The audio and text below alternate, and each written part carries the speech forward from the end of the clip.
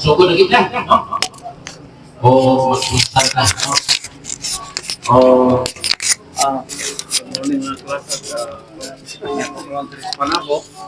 Kung ikastorya mo sa pastor, resident pastor kaya pastor Well, yung taga karoon ng oras na to is alas 9:11 o mag-start na ang worship. So, mauni karoon. Little gabi.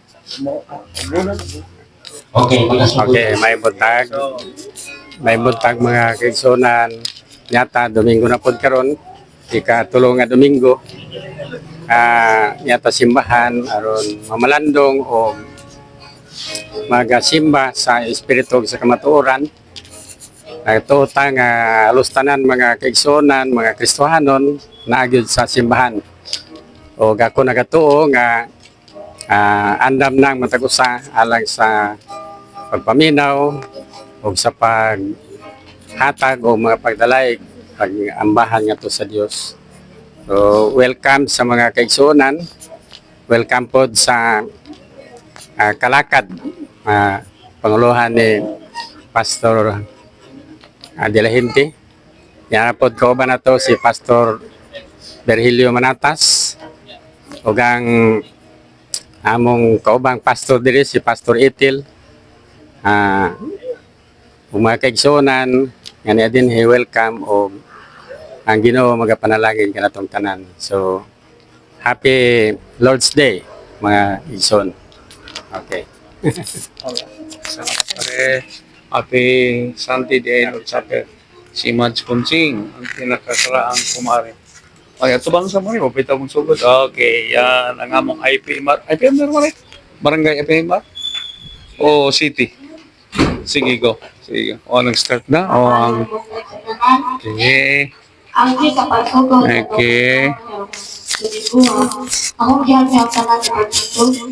Okay.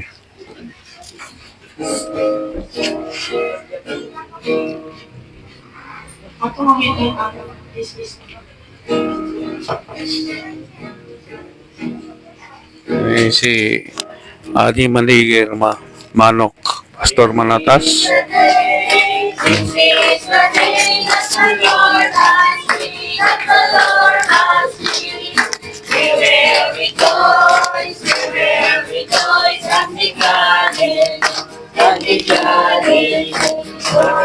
is the day that the Lord has made.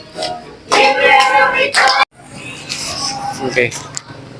Mao ni ang Panabo, panahon dito sa Pagawas Highway, pauli sa Davao, o dinisang repita pagsulod diri sa Grido o kini nga lugar mao ni ang matuko din ng Fellowship Center sa Panabo, Sovereign Grace. Di na ko matakel o klaro ang title nini o nganong niyata diri para makumpleto ang record. Sovereign Grace Particular Baptist Mission o gula tay gipili bisan pa unsa nga sikta o pundok ato ning gihimo ang pagsulod niini. So mao ni ang lugar din nag-fellowship o atong nakita diri mga kalakad. Mao ni ang nagtigom karon, nagsugod. Mao na.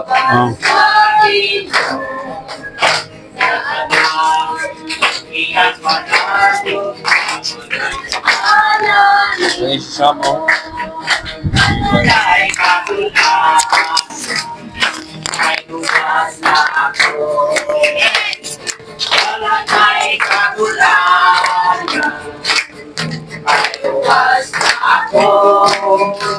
Iyakong ginindong sa mahal niyang bubong malakay kabutanya sa luwas na ako maligay ay naluwas na ako maligay ay naluwas na ako maligay ay naluwas na sige mo hallelujah ay naluwas na. Sa mga butanga mo na kapulan, nakaplagan mo na sa Discord. Salamat usap, bisan sa mga kabataan, bisan pa sa nagtumanan ng among kanibahon sa unang bahin.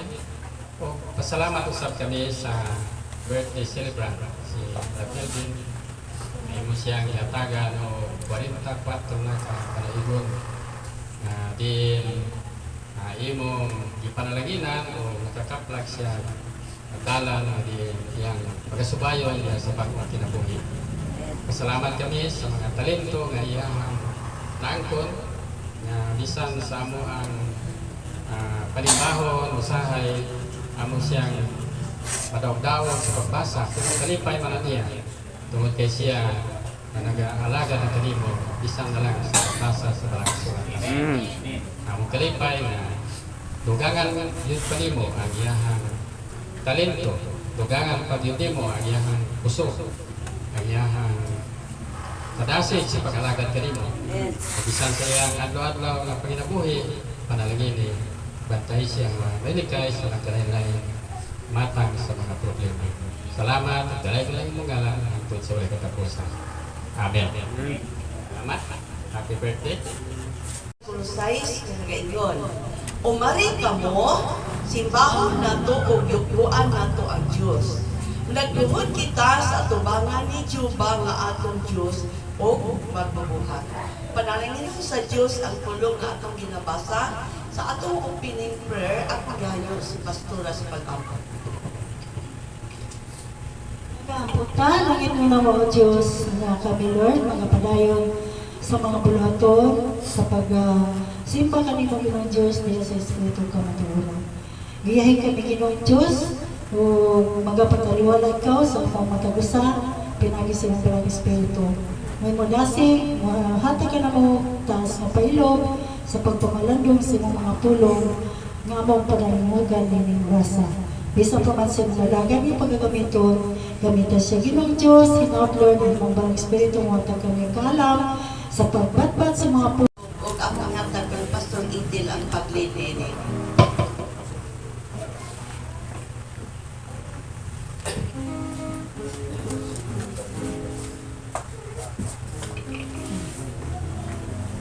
Pwede nyo ang inyong himno diha nasa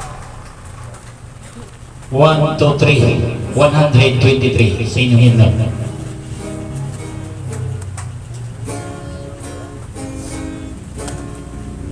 Ato na yung awiton sa kinasing-kasing. Imo man ako o Ginoo ko, nadungog kong tingog mo.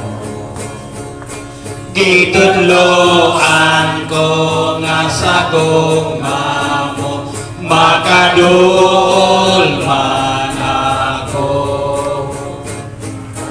O Jesus, ipadol ako sa namatyan mo nga cross. O Jesus, ipadol mo ako sa aming gilid mo.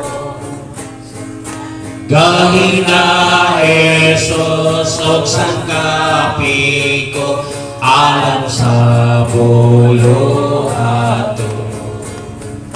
Puna sa gugma o sa grasya mo, o ikaw pagsundon ko. O Jesus, ipadol ako sa namatyan mo nga cross. O Jesus, ipadol mo ako sa hamiling gilid mo. Paul, ang gupang hingpiti masabtan ko, hangtod nga makita ka. Ang kalipay hingpit maangkon ko, hadulan ka nimo. O Jesus, ipadol ako sa namatyan mo nga cross. Jesus, ipaduoli mo ako sa hamiling kiling mo. Amen.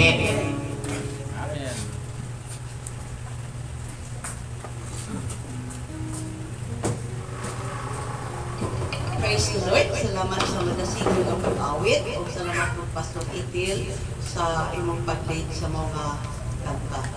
O dalaygo na nga lang si Ginoo. Sa ato nga tinubag-tubag ang pagbasa sa balaang kasulatan o responsive reading, makita diha sa Pinadayag Kapitulo 4, versikulo 1 ngadto sa 11. Pinadayag 4, 1 ngadto sa 11 ang maghatag ang panahon kang Pangulo sa pagbasa kang Melvin.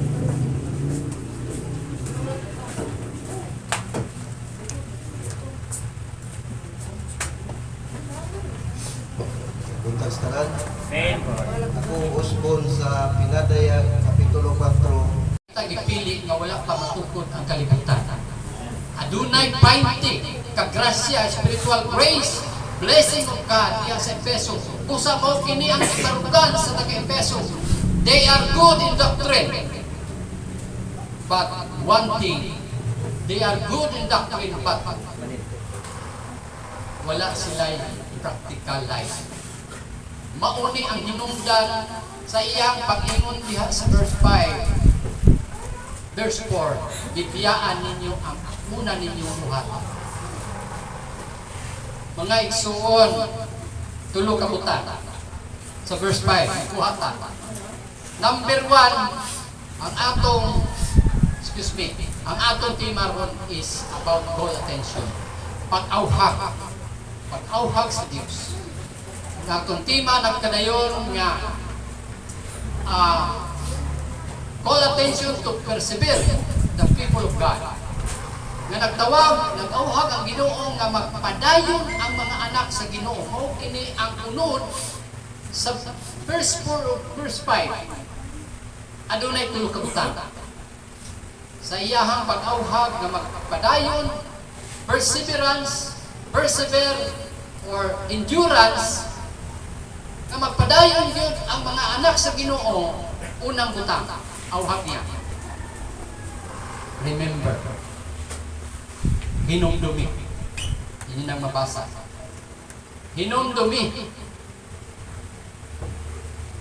Kung asa ka nahulog. Ikaduha, repent, paghinusod. Ug ang ikatulo, do the works. Meaning to say, restore the work of God. Mo nang tulo ka butang nga auhag sa atong Ginoo nga hinumdum na nato kuno. Ingon siya nga asa ta bibiyak.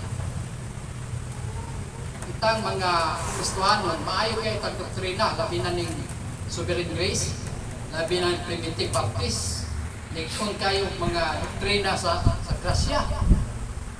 Kini taga-Epeso, naana sa ilaha, ibaruan ni, kuptan nila nila, kay wagit sila madala sa Nicolaita o sa mga nagpakailang apostoles. Wagit sila madala. Mauna ang appreciation sa itong Ginoo. Good people, my people of God, tungod sa kung alam inyo yung kung ipaglaban. Iparutan ko ninyo, wag yun mo badalangan ko kanila. Nagpadayon mo sa inyo ang pagtuo nga di kanako. Sa grasya nga akong ihatag kaninyo.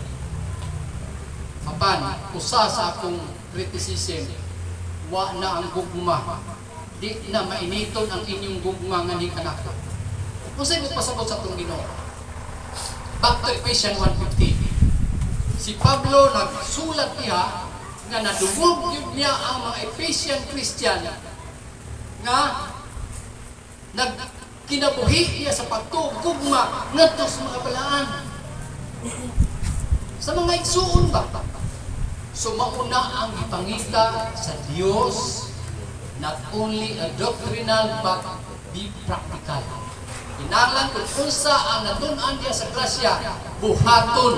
Asa una buhaton? Nganto sa mga kaigsunan. Kanabang ang karakteristik, ang kinayan sa usa nga determinated sa grasya sa Ginoo, maunay mubuhat. Nganuman, ingon nga dili sa pinugos, dili pagpasalamat sa doktrina sa grasya nga ang instruction sa itong Ginoo nga to love your neighbor. Higugma ang imong isa ka tawo. How to express your love to your neighbor? Sa imong isa ka tawo.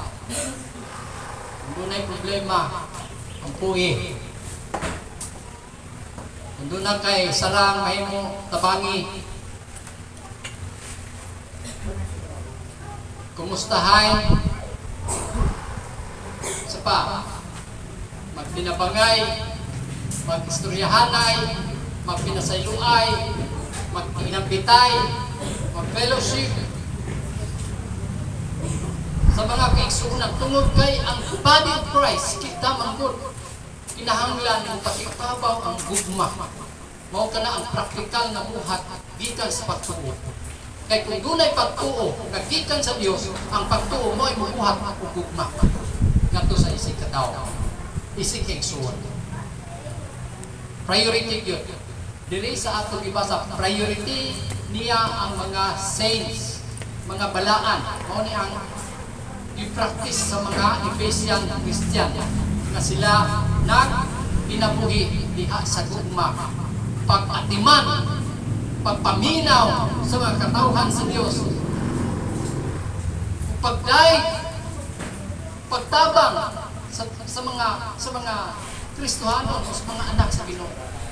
Mao ka na ang naglangkob diha sa gugma.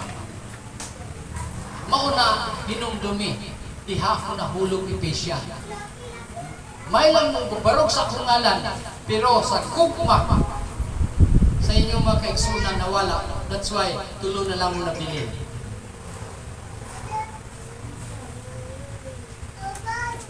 Mauna ingon ang atong Ginoo sa sulat ng Juan. Thank you for watching. Please like and subscribe for more Calicod vlogs. Kindly click the bell button for updates.